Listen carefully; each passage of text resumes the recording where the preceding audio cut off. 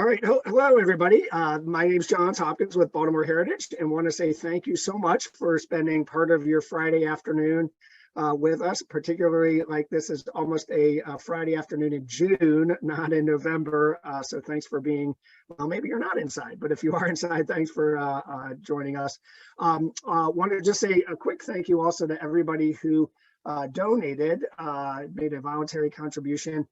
This series is part Baltimore Heritage and part Baltimore Architecture Foundation. Here's a nice slide on them. Here's a nice slide on Baltimore Heritage. We are both small groups and really appreciate your contributions. Before introducing today's speaker, Eli Poussin, let me just say one word about 2 weeks from now, our next virtual histories talk, 2 weeks from now, is Ray Barr, Dr. Raymond Barr, in Canton. He has found a love of research while helping clean up some of Canton's watersheds, and has gone and discovered, or maybe rediscovered, some really fascinating history on Canton, including where Fred escaped an old former railroad facility that sort of had been lost to history for quite some time. So it's going to be a fascinating talk. I hope you can join us. I think it's November 18th, if my dates are correct. All right, today's speaker, Eli Poussin. I had the pleasure to be Eli's colleague for 10 years here at Baltimore Heritage. And I just have to do a little bit of bragging for Eli. I know he'll probably blush, but Eli has done a lot of good things for Baltimore over the last 15 years, I guess, since he's been here. The nation's oldest Jewish orphanage, the Baltimore Hebrew Orphan Asylum, is still standing, and in fact is now productively occupied, anchoring a neighborhood in West Baltimore that sorely needs it, largely because of Eli using his history and research skills. Baltimore is now on the National Register of Historic Places for our contributions to the Civil Rights Movement, thanks largely to Eli and all he's done for there, including developing with the Lily Carroll Jackson Civil Rights Museum, developing a school curriculum on our civil rights heritage that's now being taught in the Baltimore City Public Schools. Again, Eli and his history at work. And then finally, lots and lots of work around the impacts of vacant housing that we can see in this slide, and its effects on Baltimore's neighborhoods.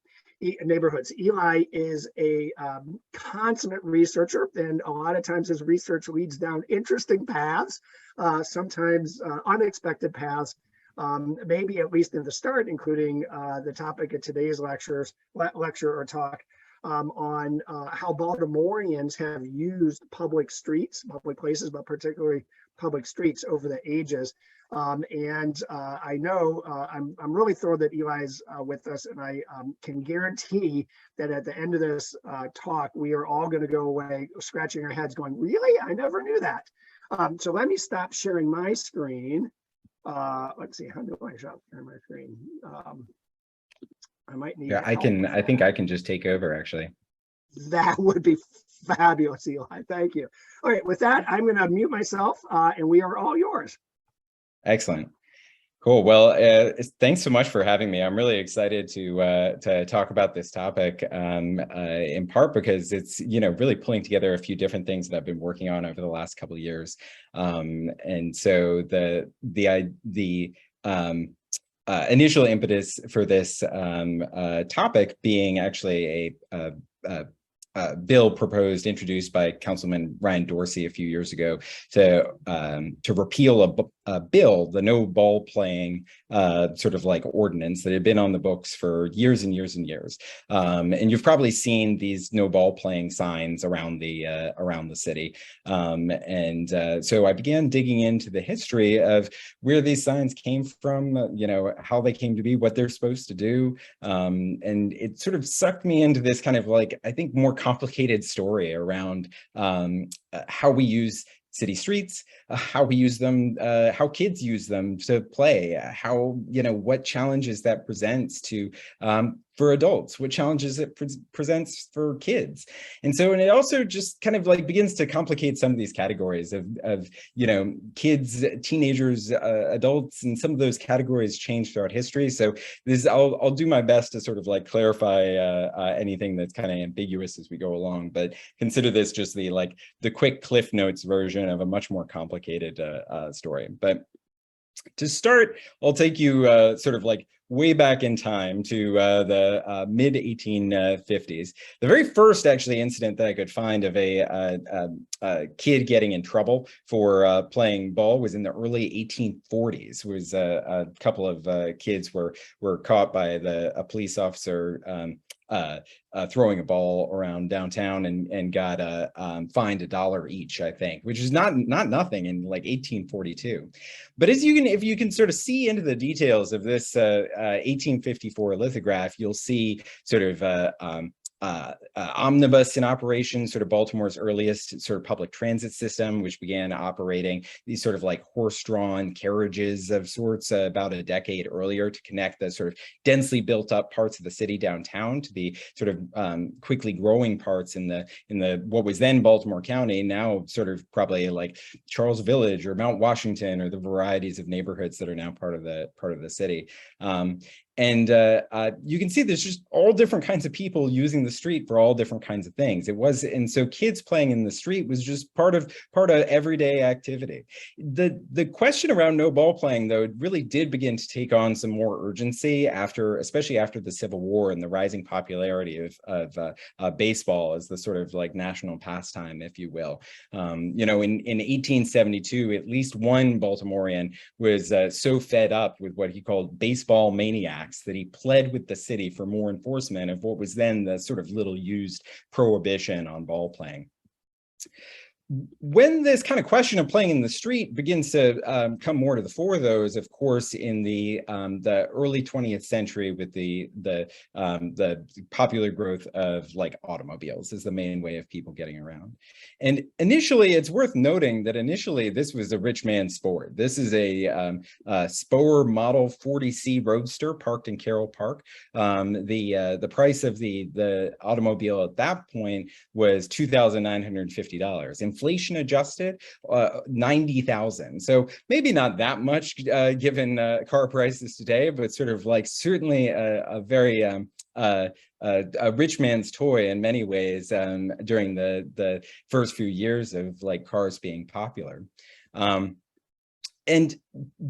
at the same time, there began to be these growing concern as more and more people had cars and were driving at, you know, as fast speeds as they can, sometimes as much as like 15 or 20 miles per hour, if you can believe it. There was a number of editorials in the Sun at the time sort of commenting that, like, you know, you could reasonably keep your city driving speeds to like 5 to 8 miles per hour. That's more than enough for anyone.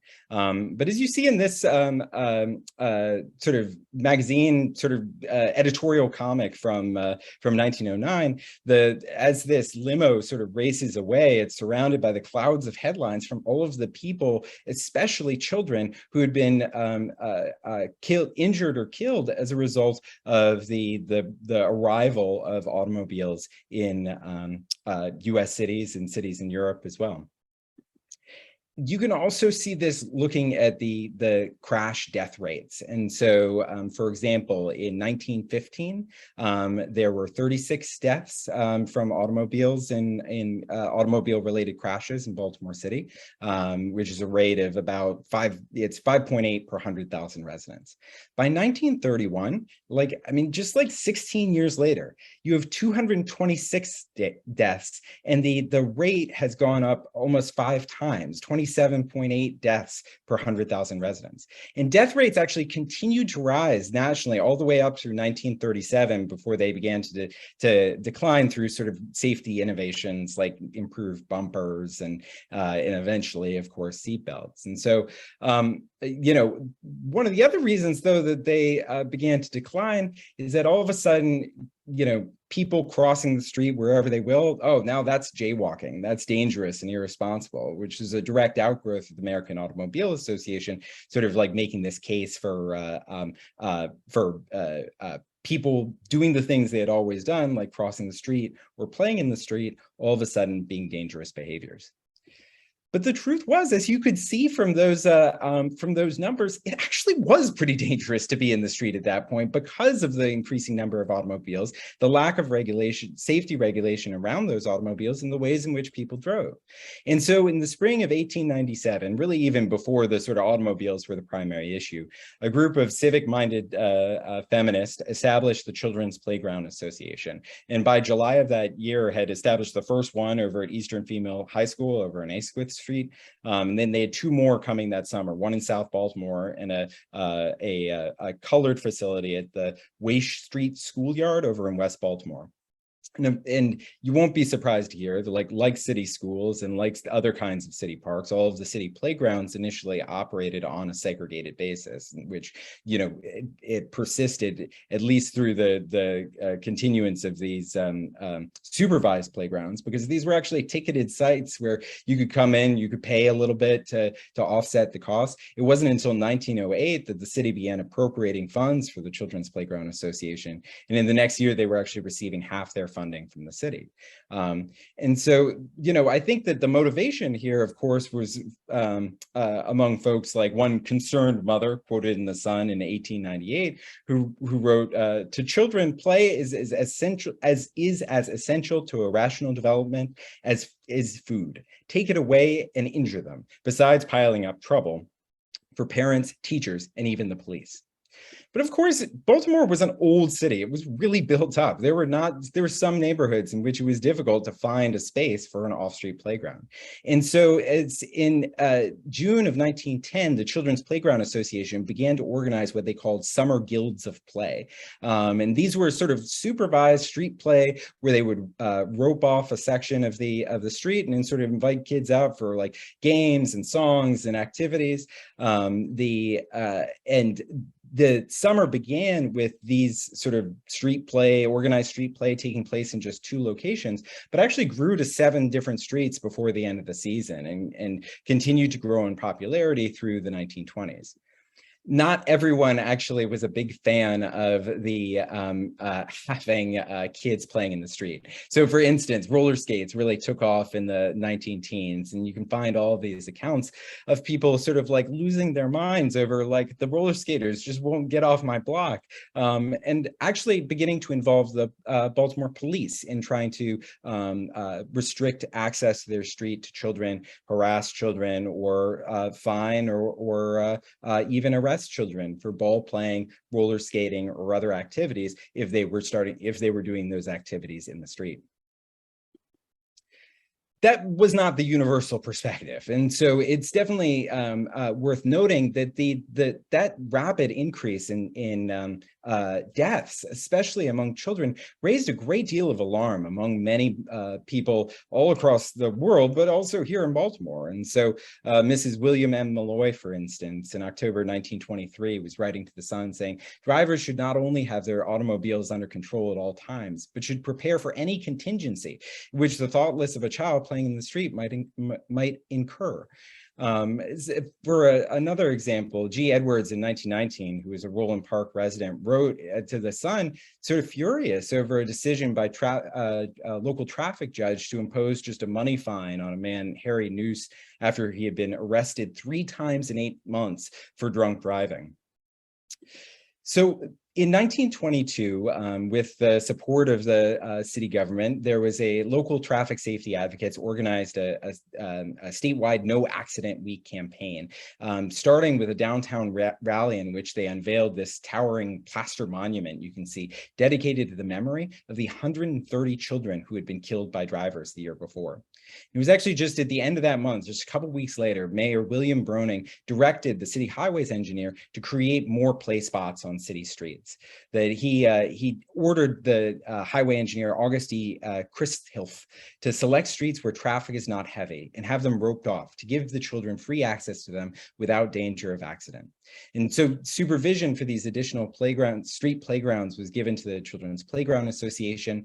They merged actually with the Public Athletic League in the early 1920s to form the Playground Athletic League. And you can see over on the right side here a map from 1926 that includes the locations of both their supervised off-street playgrounds, as well as I think 14 roped off street playgrounds that were operating that summer, including, I am pretty sure, my own block, because my block actually happens to T on both ends. And so I'm pretty sure that I live now on what was in 1926 a street playground.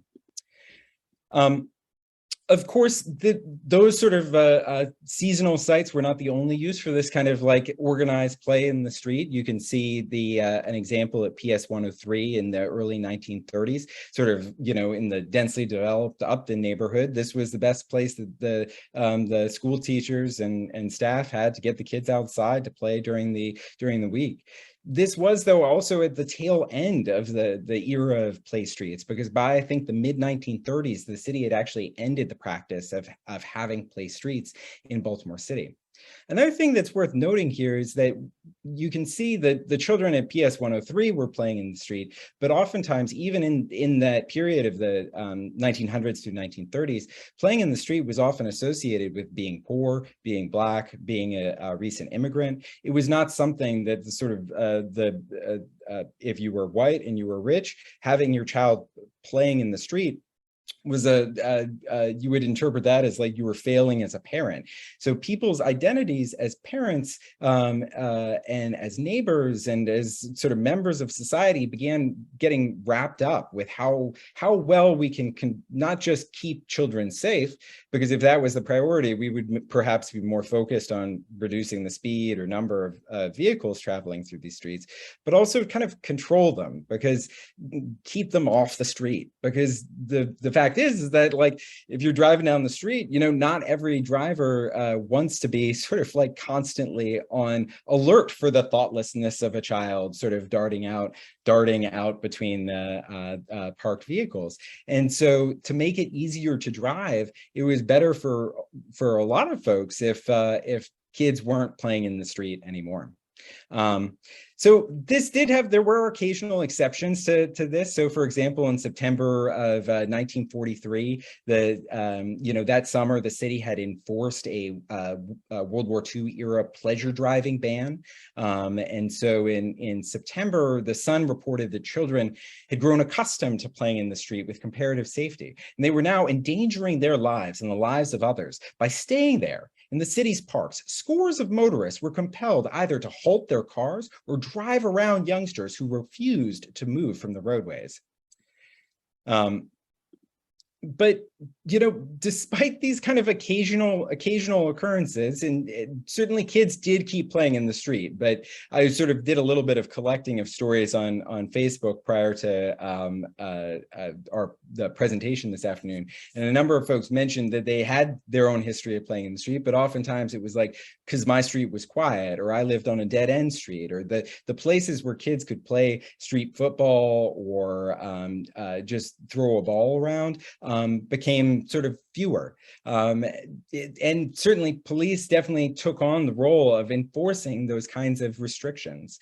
So as you see, automobile registration in Maryland increased dramatically from just like 31,000 in 1915 to 152,000 in 1955. So this post-World War II prosperity, in which many more people can buy cars, mean it's even harder for kids to play in the street. Unfortunately, that sort of like no ball playing kind of like attitude didn't just get applied to kids that were playing in the street. So in the early 1950s, you have an increasing number of no ball playing signs popping up in city parks or around city schools in response to complaints by residents over noise or fear of property damage. And so, for example, in November 1954, the Sun writes, "Tired of being chased out of Wyman Park by park police, these youngsters, all under 10, organized for a mass protest and carrying their own homemade placards, marched down University Parkway. They contend that the park is the only place they have to play except the street." So how do we deal with the needs of children to play wherever they can play is has been a matter of like political debate and consideration for decades. And so for example, in 1946, longtime city council member Councilmember Abramson, and then later actually mayoral candidate,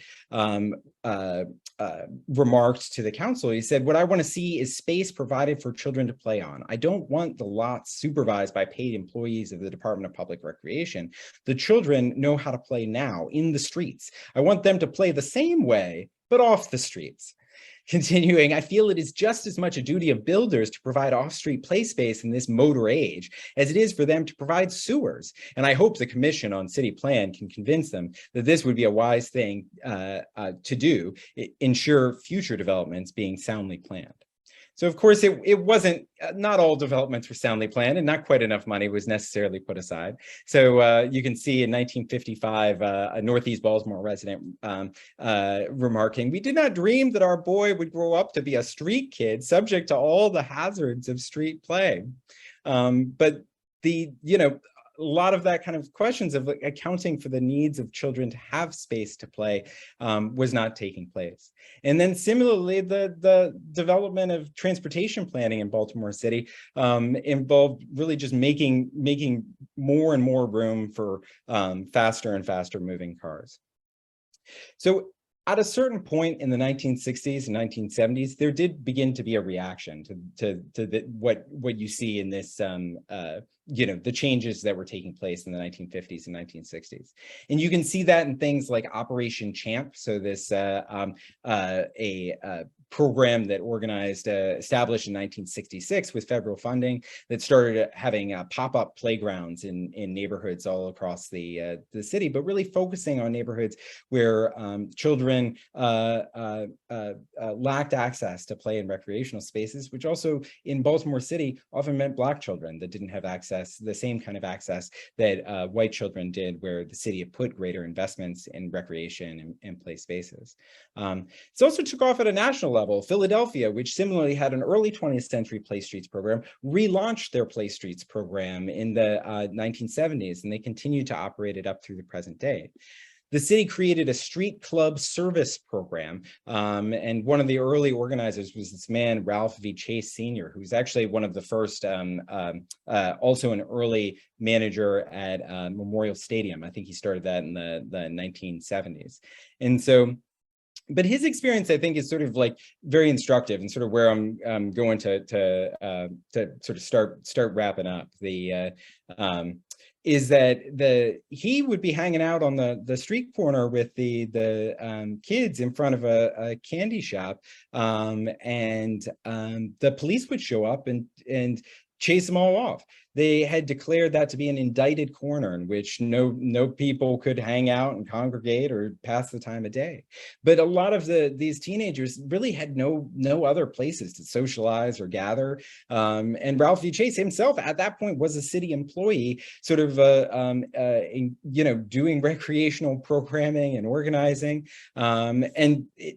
And we know about this because in 1970, he went to the US Congress to testify about the absolutely terrible relationships and interactions between the Baltimore Police Department and teenagers and young people in Baltimore because of this sort of the ways in which police were functioning as enforcers of public space and requiring the exclusion or control of children, teens, and of course adults as well.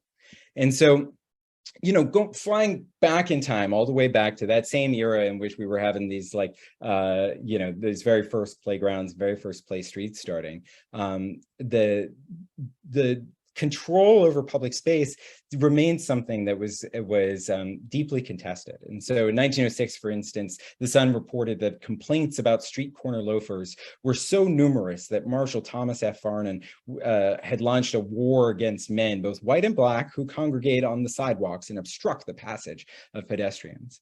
And so police officers from the Northwestern District, where Farnan was based, were sent out to make mass arrests on Pennsylvania Avenue. And so in 1911, for instance, they held 39 men on charges of disturbing the peace, 15 of those white, 24 black, despite black residents making up just 15% of the city total at the time.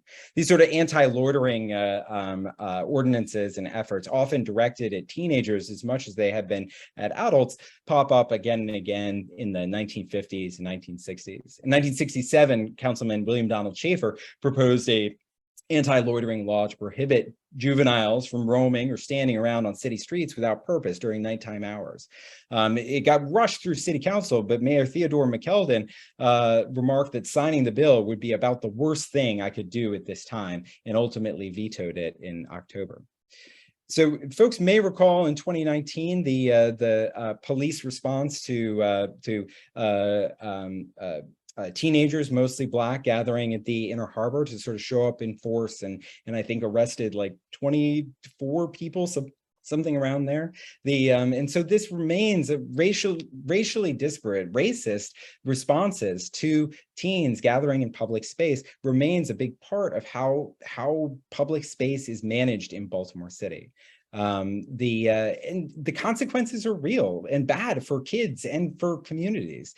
For example, Project Play Baltimore surveyed 2,000 East Baltimore youth in 2017, and more than 1 in 3 said that they didn't have or didn't know of any safe place to play in their neighborhood. We actually can do better. Many cities do. Even cities that are like Baltimore and have declining population of children under the age of 18, just because of the changes in the composition of household populations. Things like play streets have seen a resurgence in cities like LA, San Francisco, new experiments in New York, a robust program running in Chicago, and I think Baltimore should have the same. I'll wrap up though by sort of just noting that I think it's always helpful to, like, one of the things that I think is the best part about getting to do history is to sort of like take the real people who lived in the past seriously and understand the ways in which their experiences and their observations remain relevant and remain meaningful. And so, for example, this boy quoted in The Sun in 1898 could easily, hard to imagine that there aren't kids in Baltimore today who would agree with this sentiment of, why don't the police make us get off the earth altogether and be done with it? What's a fellow going to do with himself anyway? The police are always kicking about something. Just because we can't vote and ain't got any influence, we ain't got rights. I then turned up too in the sort of prep for today's presentation, this poem that was published in the Chicory magazine in 1971 by a girl who lived on Dolphin Street, probably not very far from Public School 103, where we could see the children playing in the street back in the early 1930s. And she wrote a short poem. If I was a street, I would like trees on me. If I was a street, I would not have cars on me. If I would have a place for children to play, I would have a park in my street. I would be a happy street. Julia Hill, age 10, Dolphin Street.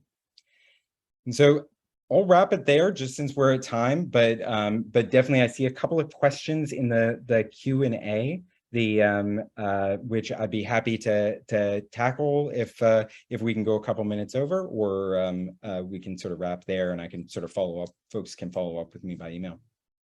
Yeah, thank you, Eli. That was again a serious deep dive into public play on streets. So yeah, I'm happy to read the questions from the question and answer, or if you want to do it, that's great. I got them pulled up. So it looked like Michael Brand had a question about the monument that I shared from the No Accident Week in the early 1920s, and asking whether it was still in Baltimore. Because it was sort of like basically plaster on top of like a wooden frame, it was I'm pretty sure it didn't last too much longer beyond No Accident Week. It was probably taken apart. But that event actually was so successful in that approach of using this sort of like very traditional monument and memorial to illustrate the impact that traffic violence was having on children in the early 20th century was so effective that it actually was copied by cities around the country. There were, I think, Cincinnati, Cleveland, a number, maybe a half dozen other cities organized similar events using that same approach of creating a monument as part of their strategy. So